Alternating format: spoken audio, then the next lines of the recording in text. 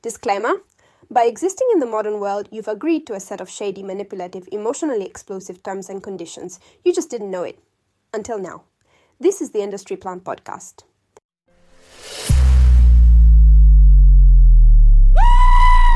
Terms and conditions apply, but never where they're written. From dating apps to office birthdays, we're decoding society's shady little user manuals, one unwritten rule at a time. Welcome to the deep dive. Glad to be here. So today we're wading into something we're calling the Sub-Text Society. Mm-hmm. You know, that whole world where what's not said is maybe even more important than the words people actually use. Exactly.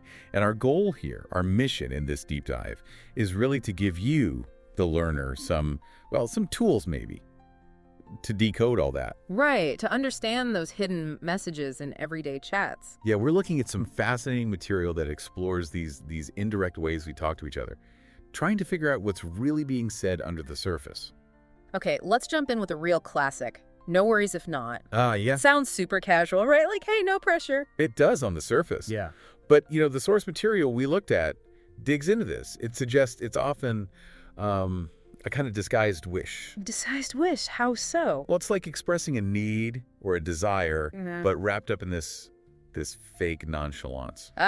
So they do want the thing, but they don't want to seem needy. Precisely. They're probably hoping you'll say yes, but they're trying to seem cool about it if you don't. It avoids appearing too invested.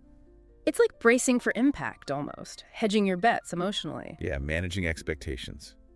Yours and theirs. Have you caught yourself using that one? Or noticed when someone else does? What do you think the real message was? Well, the source points to this idea of a social risk.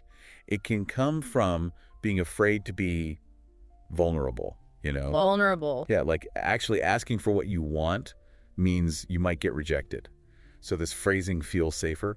That makes sense. Protecting yourself. Mm-hmm. It really makes you think how much we do that. Okay, how about this one? Let's definitely catch up soon. Oh, that's a good one. Sounds so positive, so definite. Right. You picture coffee, long chats. But the reality, as the source material highlights, can be quite different. It often works as, they call it verbal ghosting with a smile. Verbal ghosting with a smile. Ouch. Yeah. It's a polite way to end things, maybe without any real plan or even intention, to actually schedule that coffee. So it's like the polite way out of making firm plans you don't intend to keep. Exactly. Right. A socially smooth exit. You see it all the time, don't you? These really enthusiastic goodbyes that just evaporate. The source talks about this being social lubrication. Lubrication. Yeah, it helps things go smoothly, avoids awkwardness. But it does raise that question, about politeness versus just being direct. Which is more important sometimes. Okay, next. Love that for you. The ambiguous one. Totally ambiguous. This one can really make you wonder what they actually think. Absolutely. Right. And what's key here, as the source points out, is the delivery, the tone, the expression. Right? Because it can swing from like genuine support, real happiness for you, to something cooler, maybe mild disinterest, or even a little bit of judgment hidden behind the positive words. Oh, yeah. You can almost hear the difference. The sincere, love that for you, versus the slightly higher pitched, drawn out one. Exactly. The one that implies, but I would never. Yeah. Yeah. Have you felt that sort of double meaning hiding there? The source really stresses how much you need the context, the nonverbals for these phrases. Without them, you're just guessing. Shows how much we communicate beyond just words. Definitely. Okay, let's tackle a shorter one, but often powerful. The single word, fine. Fine. Yes. The source calls this one a linguistic red flag. A red flag. Why? Because it signals you might be entering an emotional minefield, as they put it. It's very rarely just neutral. So true. When someone asks, how are you?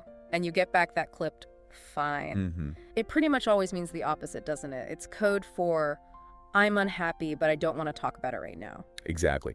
And what's interesting is the unspoken agreement, right? The person asking often knows it means not fine. Yeah, you pick up on it. And, pushing might not be welcome, even if you sense something's wrong. The source touches on that delicate dance around unspoken feelings. How often are we part of that? Probably daily, if we're honest. Okay, shifting gears to the digital age. The group chat, seen by everyone, replied by no one moment. Ugh. The digital silence. We've all been there. staring at those read receipts. It's a really modern form of subtext, conveyed visually as the source explores. Those little check marks, the typing bubble that appears, then vanishes. They speak volumes in their silence, don't they? Absolutely. You said your message, maybe a question or a suggestion, seen, and then nothing. Crickets.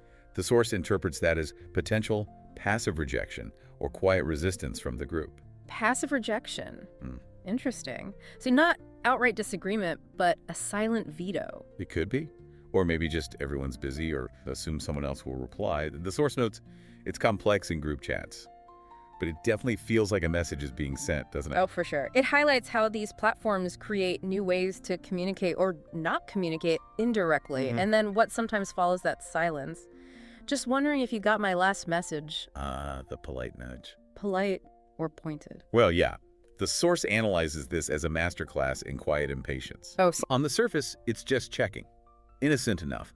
But underneath, it's clearly saying, I know you saw my message, probably read it, and you haven't replied. right. It's the sugar-coated call-out, addressing the being ignored part without actually saying, hey, why are you ignoring me? Exactly. The source calls it a way to highlight the lack of response while keeping up that polite front. Passive-aggressive? Maybe a little. We've all seen it. Maybe even done it. Probably. The source suggests it ties back to our discomfort with direct confrontation. This feels safer, maybe. A way to prompt action without accusing. Okay, let's look at something nonverbal now.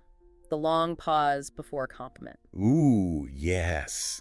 That little hesitation. Maybe you hear them take a breath. That pause, the source points out, can be incredibly revealing. Revealing of what? It often signals a struggle. Either they're struggling to find something genuinely nice to say, Oh, dear. or they're carefully constructing something that isn't quite authentic. Or maybe it's going to be a compliment with a but attached. Right, like their brain is buffering, trying to find the right words, or maybe even manufacture them. That tiny gap can really undercut the compliment that follows. It really can.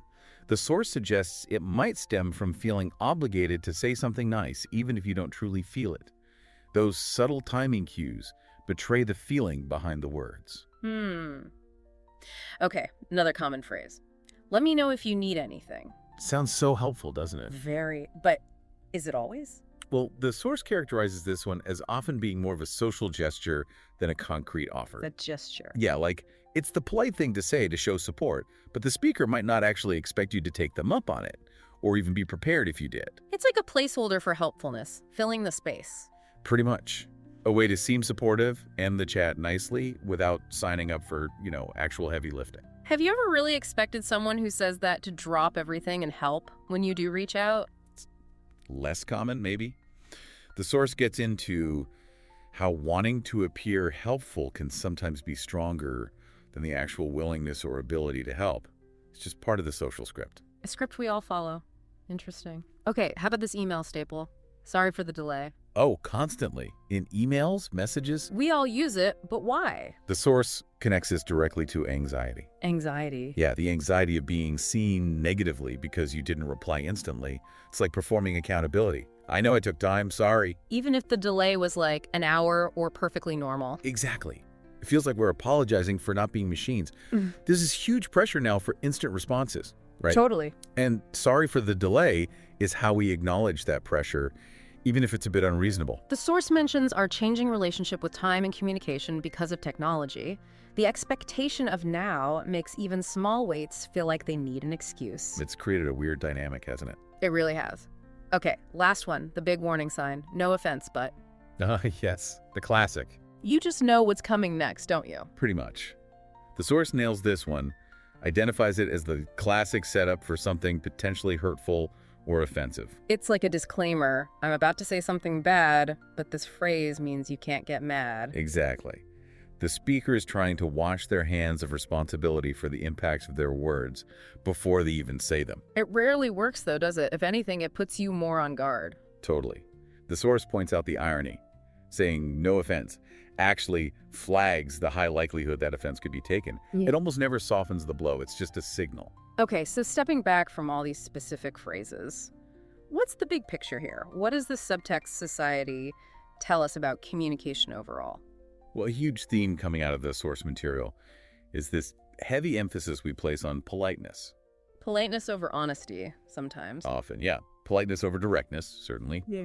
We seem very invested in avoiding conflict or just not looking bad. Wanting to be liked. That's a big part of it, I think. Managing how people see us. Not wanting to seem needy or aggressive or vulnerable. So we speak carefully. Yeah. Indirectly. It's like walking a social tightrope all the time. Kind of, yeah. And that's why understanding subtext is so important. It's not just about the words. It's the tone. The timing, the pauses, the context, everything around the words. The source really emphasizes developing that awareness. And the payoff is? Less confusion, hopefully. Less overthinking, what do they really mean? And just a clearer sense of people's true intentions. Which leads to the source's final point, this sort of radical idea. Radical. Well, maybe not radical, but it feels it sometimes. The idea of just being direct. Ah, yes. Saying what you mean, meaning what you say. Simple but hard. Definitely hard in a culture so steeped in subtext. Being direct can feel risky, even blunt or rude sometimes. But the potential upside. Huge, potentially.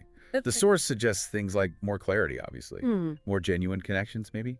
Less wasted energy decoding things. So, wrapping up this deep dive, the main message seems to be pay attention. Exactly. You become aware of these layers. Look past just the surface meaning. Because understanding those unspoken messages, as the source material shows us, gives you, the learner, a much richer picture of your interactions. A more accurate understanding of people, really. Which leaves us with a final thought to chew on. Okay.